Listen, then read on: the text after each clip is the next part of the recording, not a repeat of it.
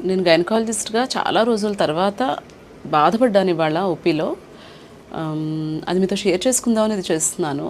ఆడవాళ్ళు ఇంట్లో ఉన్న వాళ్ళందరికీ ఇంపార్టెన్స్ ఇస్తారు. పిల్లలకి, వాళ్ళ పిల్లలకి అందరికీ ఇంపార్టెన్స్ ఇస్తారు గానీ, వాళ్ళ గురించి వాళ్ళు పట్టించుకోరు. దయచేసి ఇలా చేయకండి. ఇప్పుడు నేను ఒక లేడీని చూశాను. ఇంత 38 ఇయర్స్ కదా! She is a very young lady. తనకి కంప్లైంట్స్ ఉన్నా కూడా అది నెగ్లెక్ట్ చేసేసి ఇంట్లో ఉండిపోయారు. వాళ్ళ పాప డెలివరీకి వచ్చింది అని చెప్పి. ఇప్పుడు అవన్నీ పనులు చక్కబెట్టుకొని ఇప్పుడు వచ్చారు పాపం హాస్పిటల్‌కి.